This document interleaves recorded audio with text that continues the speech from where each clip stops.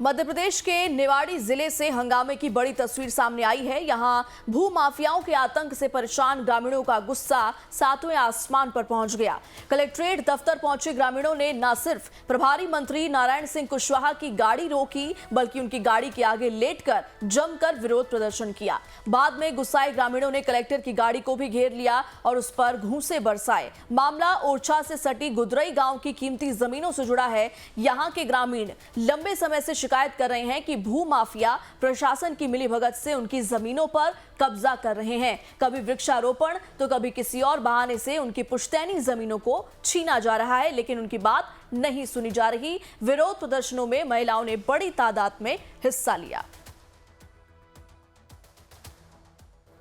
इसके लिए रोगिए, हमने न्याय मांगा है। हमने हमारी जमीन हड़प ली है इनने, तो कोई सुनाई नहीं हो रही है हमारी।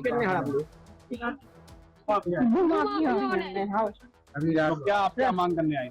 अब ये मांग करने आए थे कि जो हमारी मांगन है तो हमें वापस दिलाया जाए 2009 को। इसीलिए रोकी कि हमारी बात सुनो, हम उतने दूर से आए हैं। क्या आश्वासन मिला आपको? कुछ नहीं। यहाँ तुम्हें पुलिस वालों ने धक्का दिया तो हम उनकी पाँव पे गिर पड़े। पीछे से पुलिस वालों ने मारा है हमें। क्यों धक्का क्यों दिया? हम पाँव पर नहीं जा रहे थे, उनके मंत्री जी की न्याय मांगने जा रहे थे। मंत्री जी से नहीं मिलने दिया? मंत्री जी से नहीं मिलने दिया हमें। क्या मांग क्या थी? आपकी जमीन की मांग आती थी। क्या हो गया? जमीन को घुमा भी हमारी जमीन हड़प ली है, रात किसी भी चला दी है। आपने भी कलेक्टर को कम से कम 50,000 दे चुकी है आवेदन। क्या बोलते हैं अधिकारी? अधिकारी कुछ सुनते ही नहीं है। नितिन ठाकुर मेरे सहयोगी जानकारी के साथ लाइन पर मौजूद है। नितिन, हम देख रहे हैं तस्वीरों में कि किस तरह से लोगों ने जमकर हंगामा किया, कलेक्टर की गाड़ी तक यहां पर रोक दी गई। क्या नाराजगी इन लोगों की? क्या भूमाफियाओं के खिलाफ सख्त कार्रवाई की मांग इनकी? हाँ जी, बताना चाहूँगा मध्य प्रदेश के निवाड़ी जिले में जहाँ ओरछा राजा राम की नगरी है और यहाँ पे तमाम जो भू माफिया से लोग परेशान है, यानी कि कह सकते हैं कि यूपी से कुछ भू माफिया मध्य प्रदेश में सक्रिय हो गए हैं। और ये किसान जो कल जिस तरह से उन्होंने मंत्री और कलेक्टर की गाड़ी का घेराव किया, जो कि लगातार वो कई आवेदन दिए थे, उन्होंने निवेदन दिए कलेक्टर से, लेकिन कलेक्टर ने नहीं सुना। जिस तरह से कल वीडियो सोशल मीडिया में वायरल हुआ कि कलेक्टर किस तरह से बचाव। नितिन मैं लौटती हूँ आपके पास, बने रहिए। प्रवक्ता कांग्रेस के अभिनव बरोलिया जी भी हमारे साथ जुड़ गए हैं। अभिनव जी, बहुत बहुत स्वागत लाइव टाइम्स पर आपका। लगातार यहाँ पर भू माफियाओं का दबदबा है जिसको लेकर लोग विरोध प्रदर्शन कर रहे हैं, आप क्या कहेंगे इस पर? देखिए, ये बात तो हम लगातार कह रहे हैं कि चाहे किसान हो चाहे कोई भी गरीब वर्ग हो, लगातार प्रताड़ित हो रहा है मध्य प्रदेश में जी।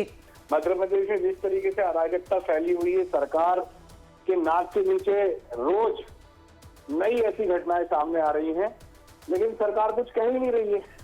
अब आप देखिए, ये निवाड़ी की घटना बता रही है जी कि सड़कों पर हक मांगने के लिए परेशान हो रहे हैं, लेकिन हर व्यक्ति को लाठी डंडे खाने पड़ रहे हैं जी। ये बताता है अभिनव कि जी, किस तरीके की। अभिनव जी, एक मजबूत विपक्ष होने के नाते आप लोग क्या कर रहे हैं इस पर? देखिए, हम तो लगातार जिस तरीके से हम आवाज उठाने की कोशिश कर रहे हैं, आप देखिए हम लगातार सरकार के खिलाफ जिस तरीके से प्रदर्शन कर रहे हैं, हम तो खुद लाठी डंडे खा रहे हैं इनकी वजह से। मतलब किसान लाठी डंडे खा रहा है तो हम भी लाठी डंडे खा रहे हैं, कर्मचारी लाठी डंडे खा रहा है तो हम भी लाठी डंडे खा रहे हैं, और जनता अगर लाठी डंडे खा रही है तो भी हम लाठी डंडे खा रहे हैं। तो आप सोचिए कि एक तरीके से यहाँ पे एक तानाशाही चल रही है, तानाशाह सरकार चल रही है, जो सिर्फ और सिर्फ पैसे वालों जैसे भूमाफिया आपने बताया, ये भूमाफियाओं को संरक्षण दे कौन रहा है? जी, ये भाजपा के लोग दे रहे हैं। नहीं तो इतनी दादागिरी कैसे कोई कर सकता है? तो ये पूरे तरीके से हम विपक्ष के नाते पीड़ित लोग के साथ हमेशा खड़े रहे और आगे भी खड़े रहेंगे, क्योंकि ये अत्याचारी सरकार लगातार दिन प्रतिदिन अत्याचार पे अत्याचार करती जा रही है। अभिनव जी, दिन ब दिन अत्याचार करती जा रही सरकार, आप आरोप भी लगा रहे हैं, गरीबों के साथ खड़े होने की बात भी कर रहे हैं, लेकिन क्या कोई विरोध प्रदर्शन किया आपने? सरकार से कोई मांग की, बातचीत करने की कोशिश की क्या आपने? हम तो हर अत्याचार पे बात करते हैं। आप देखिए ना, जहाँ पे भी होता है हमारा हर विंग, चाहे एनएसयूआई हो, यूथ कांग्रेस हो, महिला कांग्रेस हो, हमारे तमाम विंग लगातार सड़कों पे लड़ाई लड़ते हैं। सरकार सुनती कहाँ है? उल्टे हम पे केस लगा देती है, हमारे कार्यकर्ताओं पे केस लगा देती कि आपने गरीबों की आवाज उठाई क्यों, आपने पीड़ितों की आवाज उठाई क्यों। आप सोचिए ना, वाटर कैनन चलाती है। देखिए, अभी कुछ दिनों पहले ही जीतू पटवारी जी, हम लोगों ने प्रदर्शन किया था, जनता की आवाज। हर जगह तो हम कोशिश कर रहे हैं। अभिनव जी सरकार कोशिश सुन कर रहे हैं, रही है। लेकिन कोशिश रंग लाती दिखाई नहीं दे रही है। नहीं तो रंग कैसे लाएगी जब तानाशाह सरकार तानाशाही करता है, तो वो जब सुनने ही नहीं चाहता है पीड़ित लोगों को, वंचित लोगों को। ये तो आप पक्ष वालों से पूछिए कि क्यों नहीं ऐसा कर रहे हैं। मैं तो लगातार आपके सवाल का जवाब दे रहा हूँ, लेकिन पक्ष कहाँ देता है जवाब। वो कहते हैं हाँ ठीक है, सब ठीक हो जाएगा। यही तो बोलते हैं वो लोग।